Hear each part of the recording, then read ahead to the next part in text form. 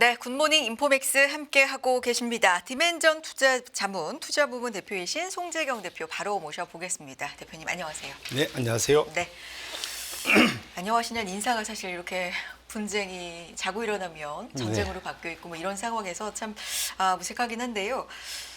좀 살펴볼까요? 앞서서 진행 상황들은 이제 대략적으로 요약을 해드렸고 지금 시장에서 가장 보고 있는 핵심은 이란의 대응, 보복 어느 정도까지 나올 것인가. 그리고 여기에는 이제 경제적으로 보면 호르무즈 해협 이게 또 중간에 나와 있죠. 어떻게 보셨습니까? 맞습니다. 네. 지금 그러니까 원래 이런 말 있잖아요. 네. 그 칼이 검집에 꽂혀 있을 때는 사람들이 다 두려워하는데 어찌 보면 이 끈에서 보여주는 순간부터는 힘이 좀 약화된다. 그래서 이제까지는 트럼프와 미국이 헤게모니를 언제든 이란 조심해 하다가 드디어 칼을 꺼내버렸어요. 그러면 이제부터는 상대방이 그 칼을 보고 어떻게 대응하느냐가 이제 중요할 것 같고요. 지금 상황에서는 말씀 주신 대로 한치 앞을 예측할 수 없지만 이제는 다들 지금 분위기가 트럼프가 할 수 있는 카드는 이미 꺼내놨고 그 다음에 이제 추가 공격 정도 되겠죠. 그러니까 지상전까지 가지는 않고 싶어하는 게 보이고 단기전으로 끝냈으면 좋겠고 이걸 가지고 협상에 끌어냈으면 좋겠다 이 얘기인데 문제는 저렇게 두들겨 패고 과연 협상에 순순히 나올 수 있겠느냐 오히려 그거를 좀 차단한 게 아닌가라는 좀 걱정이 개인적으로 좀 듭니다. 그러니까 너무 먼 거 아니냐? 맞죠. 예, 이게 뭐든지 고양이도 쥐를 구석에 몰 때는 도망갈 구멍도 주면서 한다고 그러잖아요.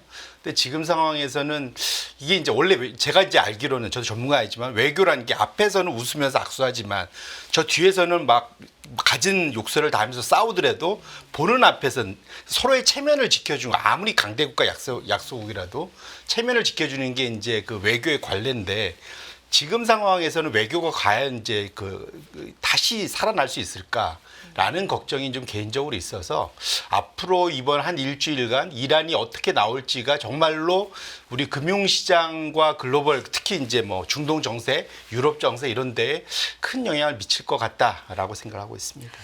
알겠습니다. 그래서 오늘 이제 말씀 나눌 키워드 뉴스와 키차트 좀 보도록 할 텐데 일단 미국의 이란 핵시설 3곳 폭격, 그중에서는 포르도가 또 핵심으로 있고요. 이란의 대응 시나리오 좀 보도록 하겠습니다. 시나리오로는 일단 호르무즈. 네. 요거는 의회는 통과했다. 지금 여기까지가 뉴스고요. 어떻게 네. 보십니까? 그게 이제 어찌 보면 가장 강력한 대응이죠. 왜냐하면 이건 같이 죽자라는 거고요. 너 죽고 나 죽고 다 하자는 얘기거든요. 그래서 사실 미국에서도 이거 자살 행위인데 너희 할 거야? 안 할 거지? 지금 이 정도의 얘기는 나온 상황이거든요. 그렇죠. 그러니까 결국은 미국의 판단은 거기까지는 이란이 못 갈 거야. 그래서 단기전으로 끝날 거다라고 생각을 하고 있는 건데. 그래서 초반에도 여기까지 가는 건 너무나 최악의 시나리오이기 때문에 거의 가능성을 높게 안 봤잖아요. 네. 근데 지금 거의 문 앞까지는 가 있는 것처럼 보여요. 그러니까 오히려 그래서 마찬가지로 앞에 교수님께서 말씀하셨지만 대응 전략이 오히려 처음부터 세야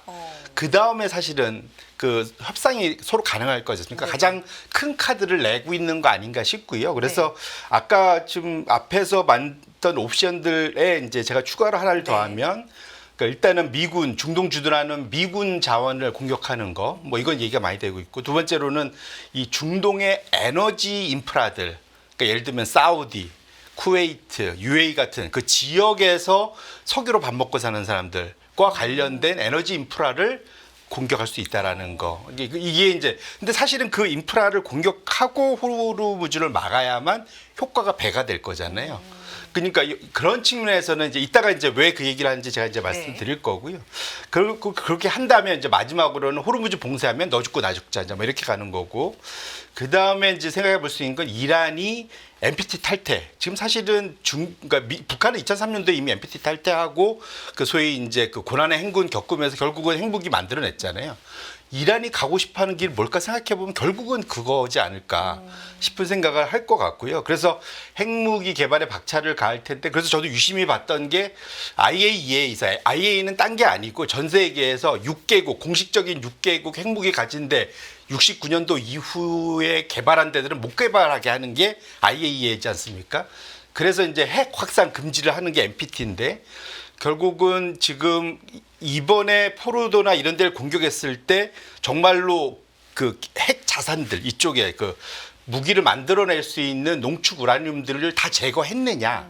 근데 적어도 지금까지의 증거는 앞으로는 또 좀 나와봐야겠지만, 아닐 수도 있겠다라는 걱정이 나옵니다. 왜냐하면 그러면 거기서 방사능이 검출이 돼야 되는데 그 방사능이 지금 검출이 안 되고 있다는 거잖아요. 네. 이거는 숨길 수 있는 게 아니라서 그 얘기는 아직도 좀 남아. 그러니까 이미 확인을 했고 농축 우라늄이 그 이스파한에 있는 걸 확인을 했었는데 그게 어디론가 사라져 버린 거잖아요. 그 얘기는 앞으로 이전엔 그래도 협상을 통해서 추적하면서 얼만큼 있는지 정도를 알면 그래도 국제사회가 관리를 할 수 있는데 이게 이제 완전히 지하로 싹 숨어버리게 되겠죠. 그러면 오히려 이것이 좀 더 장기화되고 이란의 핵무기 그러한 개발 가능성을 좀 더 높이는 거 아니냐라는 우려가 최근에 좀 더 나오고 있다 이렇게 보셔야 될 것 같습니다. 그 핵심 핵시설 포르도를 비롯해서 나탄즈, 이스파한 여기를 이제 공격을 했다는 거고 미국 입장에선 굉장히 성공적인 공격이었다는 거고요.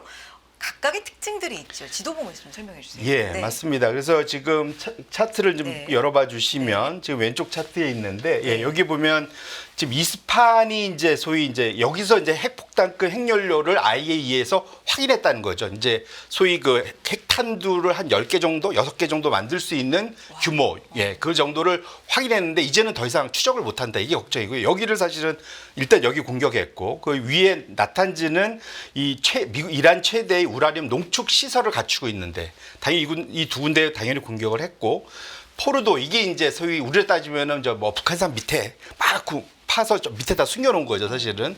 근데 여기를 그래서 이번에 했던 벙커버스터를 통해 갖고 그러니까 미국 최초로 이 무기를 써서 여기를 공격했는데 문제는 여기서 이제 방사능 검출이나 이런 게 잘 안 되고 있다라는 게 문제고요. 결국은 여기 이 세 군데에 숨겨져 있었을 거로 추정되는 우라늄, 농축 우라늄이 과연 어디로 갔을까? 근데 왜냐면 이 세 군데는 소위 이제 이스라엘의 비밀 문서 훔친 거, 탈취한 이란의 비밀 문서에서 몇 년 전에 확인돼서 주로 공격한 데인데 그 외에도 수십 군데가 있다고 알려져 있어요. 그러니까 어디에 가 있는지를 알 수가 없는 거예요. 이란이 지형상 산악 지역이 굉장히 많고 광범위한 나라죠. 예. 그리고 사실 역사적으로 봐도 이란 이라크 전쟁하고 네. 그때 이란이 박살이 한번 났었잖아요.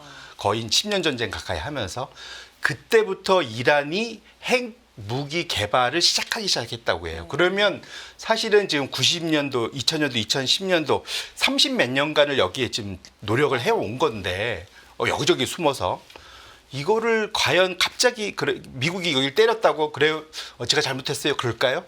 그러지 않을 가능성이 좀 높다라는 것이 이제 사실은 일반적으로 이제까지 소위 핵무기를 개발하는 쪽을 연구했던 분들의 대체적인 판단이라서 이것이 좀 장기화되지 않을까 좀 싶습니다. 거기에 이제 오른쪽에는 중동 지역에 주둔하는 미군이 약 5만 명이다. 예.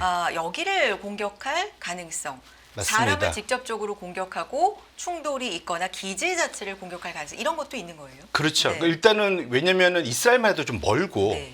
사실은 그 한 번 날리면은 상당히 오래 그 소위 미사일이 날아가야 되잖아요. 근데 기본적으로 중동의 미군 기지가 공군 기지, 뭐 해군 기지 다 있는 이유가 딴 게 아니라 미국이 지금이야 셰일 오일 때문에 소위 그 에너지 독립을 해서 그렇지 이전에는 오로지 이 지역에 다 목매 갖고 에너지 가져오다 보니까 그 기지 설치하고 자신들의 안정적인 에너지 수급을 위해서 사실은 미군이 본인들의 필요에 의해서 미국이 나가 있었던 거잖아요. 근데 지금은 역으로 이제 이 지역에서 돈 내면서 우리 좀 지켜줘 이러고 있는 상황인데 문제는 이란 입장에서 보면은 미군이 제일 가까운 데 나와 있기 때문에 그래서 지금 바로 인접 지역에 이 페르시아만 바로 붙어 있는 데만 해도 한 4만 정도는 이것이 띄엄띄엄 다 떨어져 있단 말이죠. 그래서 이게 4만이 다 뭉쳐 있으면 또 모르겠는데 띄어져 있기 때문에 오히려 쉬운 소위 이지 타겟이라고 보통 부르지 않습니까? 그래서 대상이 될 수 있다라는 것이 첫 번째로 군사 전문가들이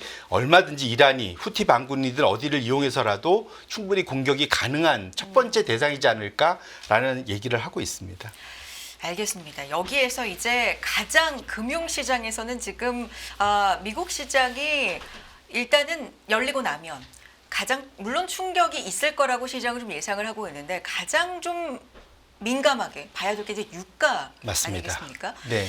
호르무즈 해협이 봉쇄가 되느냐 여기에서 이제 봐야 될 거는 세계 석유 물동량이 20%를 담당하고 있다. 그런데 한편으로 또 생각하면 중국과 인도도 상당한 피해를 볼 거기 때문에 이란과 어쨌든 같은 편이라는 뭐 표현 그렇습니다만 그렇기 때문에 이게 또 결정하기 쉽지 않을까 이게 지금 생각이 많아지는 거예요. 맞습니다. 네. 사실은 그래서 우리가 네. 불과 일주일 전에 지난주 월화 우리가 그런 얘기한 것 같아요. 네.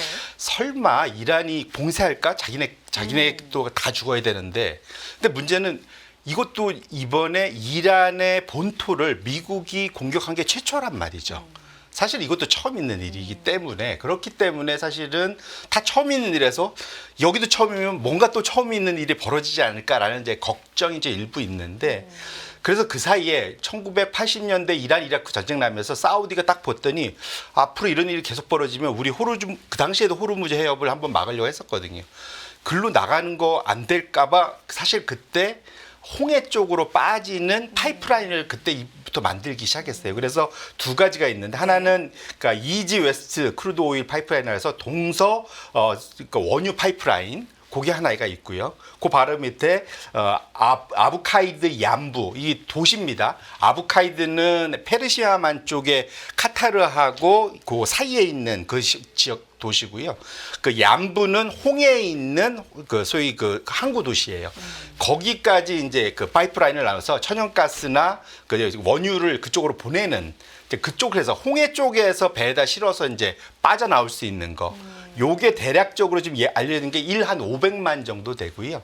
그러니까 아래 우측에 여기에 지금 보시면 아부다비 크루드 오일 파이프라인이라고 해서 요거는 한 360km. 아까 위에 건 한 1200km 정도 되는 거고 아래 거는 한 360km 돼서 1한 150만 배럴 정도 된대요. 합치면은 대략 한 600만 배럴 전후가 되는데 여기서 지금 그 해상을 통해서 나가는 게 2천만 배럴이 넘기 때문에 사실은 이거 갖고는 대체 경로가 나오지 않는 거죠. 그래서 결론적으로는 호르무즈 해협을 막으면 전반적으로 여기가 꽉 막힐 수가 그러면은 전 세계가 하루에 필요한 게 한 1억 배럴 정도 되는데 사실상 한 1,500만에서 2천만 배럴이 빠져나가면 유가는 순식간에 100불, 150불까지 튈 수 있다라는 그런 걱정이 나올 수 있는 이유가 여기에 있다 이렇게 보셔야 될 것 같습니다. 지금 그래서 130달러까지 오를 수도 있다. 호르무즈 해협 봉쇄 시 JP모건의 분석도 한밤에 지금 나와 있는 상황인데 호르무즈 해협 얘기 조금 더 해보면 바다폭이 제일 좁은 곳이 54km 이제 알려져 있는데 이게 대형 선박이 사실상 항해할 수 있는 폭은 한 4km? 굉장히 좁은 거잖아요. 맞습니다. 여기를 막아버리면 여기로는 통과가 안 된다. 그러면 지금 중국으로 가는 이란 석유의 중국으로 가는 게 75%라고 알려져 있는데 네. 완전히 중국도 타격이 있고 이란 자체도 왜냐하면 이란이 지금 서방으로 제재 때문에 못 가지 않습니까? 맞습니다. 그럼 대체로 싸게 중국 쪽으로 보내고 있는데 서로 굉장한 타격이 있겠다. 이거 봉쇄할까? 여기까지가 지금까지 시나리오였잖아요. 맞습니다. 네. 사실 결국 이란의 석유터미널이 제가 지난주에서 말씀드리는 게 카르그 섬. 네. 저 안쪽, 소위 페르시아 안쪽에 있거든요. 이라크 앞바다에 있어요. 그러니까 사실은 본인들도 배에다 실으면 호르무즈 해협을 통과해서 나가야 되기 때문에 그런 측면에서 놓고 보면 거기를 막으면 둘 다 죽는 거예요.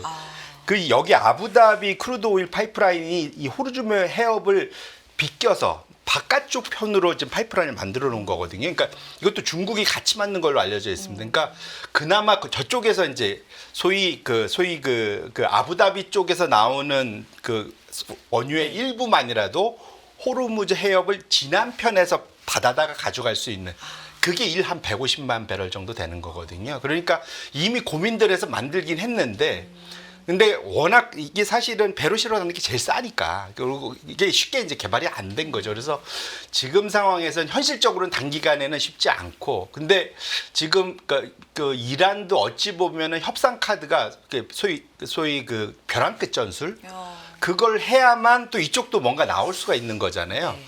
그런 측면에서 보면 그렇게 안 갔으면 좋겠지만 서로가 그 강대 강으로 지금 나가고 있는 상황이라서 한치도 예측이 좀 안 되는 상황인 것만은 분명하다 이렇게 말씀드립니다. 그래서 미국 쪽에서도 이거 자살 행위인데 너희 할 거야? 뭐 이렇게 지금 얘기가 나오고는 있습니다. 이란 경제 제재를 받는데 뭐 중국에 밉보이고 그나마 자국 생존에 필요한 생필품이나 뭐 이런 것들 호르무즈 해협 통해 들어오는데 이거 막으면 어떡할 거야? 뭐 이런 얘기인데 어쨌든 말씀해 주신 것처럼 최초로 생긴 일이 또 왜 없을 수 있냐? 뭐 이런 지금 상황들 좀 지켜보고 있고요. 트럼프 대통령도 불과 얼마 전에 기름값 오르는 거 좀 불편하다라고 이야기를 했기 때문에 유가가 만약에 급등한다? 트럼프 대통령 입장에서도 좋은 상황은 아니에요. 그럼요. 그러니까 네. 사실은 지금 트럼프가 연준을 압박할 수 있는 제일 센 힘 중에 하나가 지금 물가 낮지 않냐. 물가 낮은 거 안에는 계란값도 내려갔지만 원유 유가도 싸고 휘발유 값도 별로 안 올랐고 좀 아무 문제 없는데 왜 금리 안 내려? 계속 그 얘기 하는데 여기에 사실은 이제 가장 타격은 호르무즈 해협이 막히면 소위 이제 브렌트유 저쪽 중동산 원유 가격 다 올라가고 그럼 그 WTI에 그대로 영향 미치거든요. 그럼 다 같이 영향을 미치기 때문에 유가는 순식간에 튈 수가 있습니다. 그래서 지금 그 블룸버그 이코노믹스에서 그러니까 일주일 전에 분석을 한 거에 따르면 지금 현재 한 70불대 정도에서 6월달 예상 미국 CPI가 한 2.5 내외였는데 지금 이것이 100달러까지 가면은 3%, 3.2 넘어갈 거고 만약에 130까지 올라가면 거의 4%까지 갈 거다. 순식간에 이렇게 갈 수 있다라고 지금 얘기를 하고 있어서 물론 이거는 140까지 갈 경우에. 그렇죠. 네. 그것이 적어도 한 달 이상 또 유지가 되고. 근데 문제는 그래서 결국은 이게 단기간엔 스파이크가 날 수도 있는데 이것이 얼마나 오랫동안 갈 거냐가 문제가 될 것 같아요. 저도 그래서 우리나라를 체크해 보니까 대략 지금 그렇게 됐을 경우 우리가 정부가 갖고 있는 비축유가 한 111분, 그다음에 민간이 가지고 있는 게 한 91분 합치면은 한 121분 돼서 그러면은 그러니까 그 31세 한 5개월 그러니까 4개월 5개월 정도 치를 지금 갖고 있는 거죠. 한 200일 정도 되네요.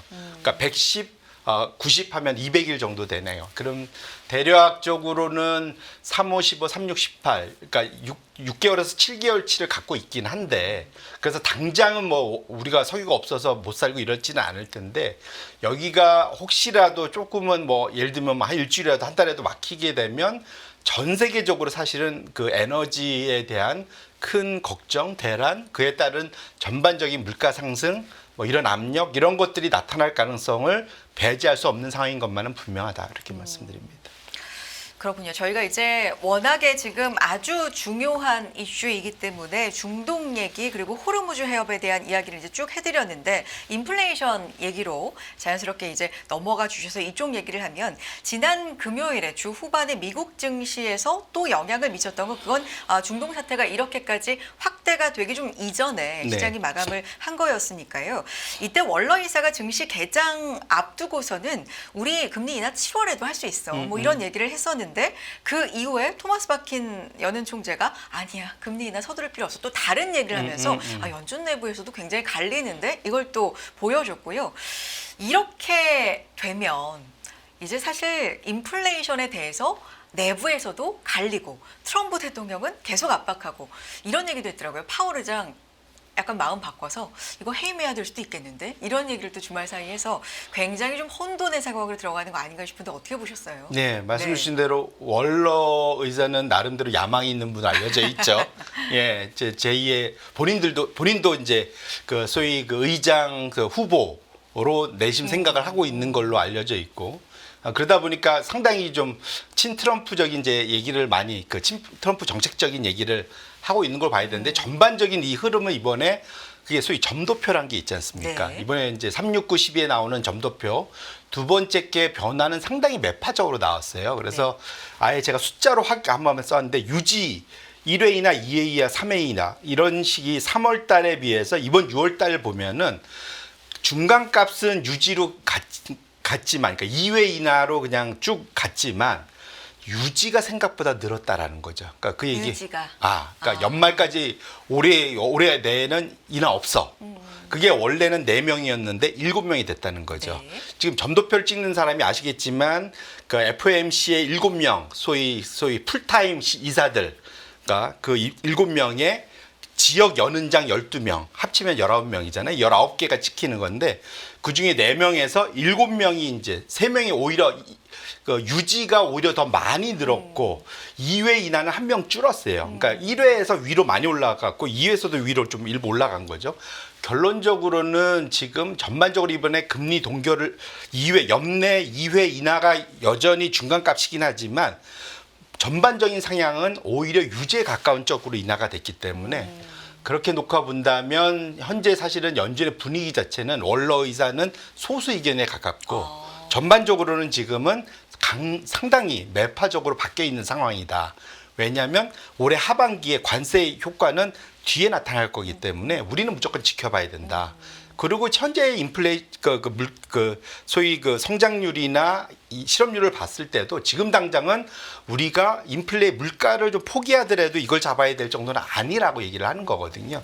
근데 우측에 보면 경제 전망치는 성장률은 낮추고 실업률이나 물가는 더 올리면서 약간 분위기는 스태그플레이셔널리 해지기 때문에 연준의 여전히 전반적인 그 컨센서스 무게는 선 물가 잡기, 두 번째 이제 성장 안정화 뭐 이런 되살리기이기 때문에 올해 여기에 지금 이란 이슈까지 더 가세가 된다면 연준은 조금 더 매파적으로 바뀔 가능성이 있지 않을까 이렇게 말씀드립니다. 원로 이사가 상당히 그 연준 내에서도 좀 영향력이 이제 있다라고 알려져 있기 때문에 이번에도 그 인터뷰 내용에 7월이나 가능해라고 했을 때도 조금 더 시장이 초반에 이제 영향이 있었는데 물론 후반에 뭐 반도체주 약세면서 지수 자체도 영향을 받긴 했습니다만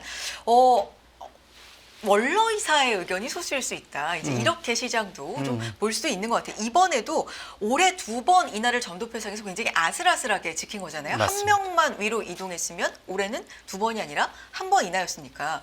그러니까 트럼프 대통령과 연준의 시각이 굉장히 좀 점점 갈린다. 이렇게도 보여지네요. 점점 더 멀어지고 있죠. 그러니까요. 네. 알겠습니다. 다음 좀 봐야 될 부분이 있는데 미국 주식입니다. 그래서 어떻게 미국 주식을 우리는 볼 것인가. 우리 주식 얘기를 사실 오늘 좀 힘차게 시작을 하고 싶었거든요. 지난 금요일에 드디어 코스피가 3,000 찍고 맞습니다. 3,020선도 넘었다. 근데 오늘 이제 그런 분위기가 아니다 보니까 얘기를 좀 못했습니다만 우리 주식이 상당히 지금 아웃퍼폼하고 있고 미국 주식이 어떻게 보면 하락이라기보다는 멈춰 있다 뭐 이 정도잖아요. 근데 미국 내에서 전문가들도 조금 부정적인 의견이 있는 모양입니다. 어떻게 보십니까? 맞습니다. 네. 이게 이제 그 제가 가끔 소개시켜드리는 제 그 전 세계 그 글로벌 큰 손들 네. 이분들 걸 다 묻히면 한 6천억 달러를 운영하는 네. 글로벌 그 소위 연기금 펀드들 뭐 펀드 매니저들한테 다 늘 매달 물어보는 거예요. 뱅크 오브 아메리카가. 근데 이번에 최초로 이 질문을 넣었다고 그러더라고요. 네. 이게 뭐냐면 향후 5년간 가장 우수한 성과를 낼 자산이 뭘까요? 라고 질문을 한 겁니다. 이게 뱅크 오브 아메리카 설문조사죠. 네네. 그래서 이제 그 글로벌 큰 손들이니까 네. 지금 미국은 지금 최근에 V자 반등은 미국의 개인들이 레버리지 투자하면서 많이 끌어올린 측면이 있거든요. 하지만 글로벌 큰 손들은 오히려 중립으로 좀 많이 내려가 있습니다. 역시 아니나 다를까 대답이 뭐냐면 향후 5년간 앞으로 제일 좋을 거는 우리나라 같은 미국을 제한 나머지 국제 주식이 제일 좋을 거야. 거기 한국도 뭐 당연히 거기에 포함할 수 들어가겠죠. 있고. 네. 특히 지금 연초율 우리나라 1등입니다. 전 세계. 1등이에요, 진짜. 예. 그러니까 확실히 이제 이제는 미국이 예외적으로 미국만 잘 가던 시대는 많이 지났다라고 생각하는 것 같고요. 미국 주식 대답이 있긴 하지만 23% 지금 불과 1년, 그러니까 한 6개월 전과 비교하면 완전 격세지감이죠. 정반대 이제 대답이 나오는 거고 그 다음에 금국채 회사채가 꽤 있는 걸 봐서는 상당히 보수적, 미국에 대해서 보수적으로 보고 있다라고 봐야 될 것 같고요. 그래서 오늘 시장에서 저도 이제 관심 있게 봐야 되는 거는 결국은 제가 지금 오늘 중점적으로 볼 거는 유가가 얼만큼 튈 거냐. 예, 그게 되게 중요할 것 같고요. 그다음에 두 번째로는 여기에 맞춰서 이제 금리가 어떤 식으로 움직일 거냐. 특히 이제 미국 금리가 사실상 뭐 근데 유럽, 우리나라 이제 아시아 유럽으로 열리면서 이제 미국 본토로 갈 건데 상당히 이거는 그러니까 미국 국채는 전 세계가 운영이 되기 때문에 상당히 이제 초기에 봐도 의미가 있습니다. 마지막으로 이제 달러 지수가 어떻게 갈 거냐. 이것도 상당히 좀 의미가 있을 것 같아요. 왜냐하면 적어도 제가 일주일 전에 의문의 일패 얘기했지 않습니까? 맞아요. 그러니까 미국 국채하고 달러가 이런 어려운 상황에서 안전자산으로 각광을 받아야 되는데 아니었잖아요. 만일 이번에도 혹시라도 그런 게 이번 주에 또 나타난다면 그러면 정말로 이제 글로벌 투자자들이 정말로 이제 보는 시각이 바뀌고 있다는 걸 좀 더 한번 확인하게 될 것 같아요.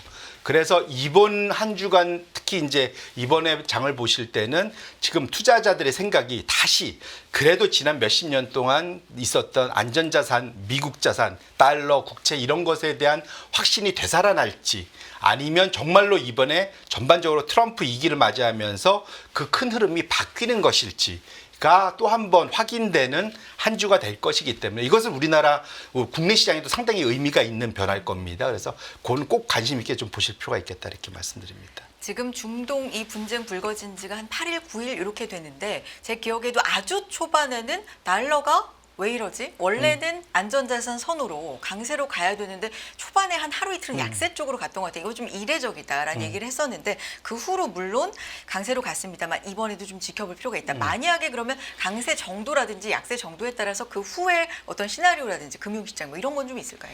그래서 이제 네. 제가 드리고 싶은 말씀, 만일 이번에 어느 정도 분위기가 잡혀가면은 그러면 오히려 지금 미국에 투자하는 자금들이 해외 자금들이 만약에 약세가 좀 더 확인이 된다면 더 빠른 속도로 빠져나올 가능성이 충분히 있다 이렇게 말씀드립니다. 알겠습니다. 오늘 여기까지 듣도록 하겠습니다.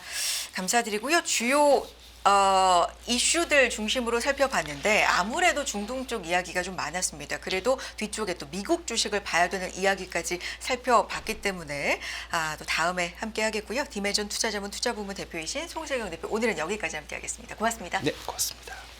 매일 돈을 쓰는데 그 가치는 누가 정할까요? 정답은 슈퍼달러 슈퍼리치에 있습니다. 복잡한 공식은 빼고 투자 타이밍을 잡는 환율의 핵심만 담았습니다. 빠르게 변화하는 금융시장, 그 중심엔 언제나 환율이 있습니다. 오늘부터 환율과 썸 타볼까요?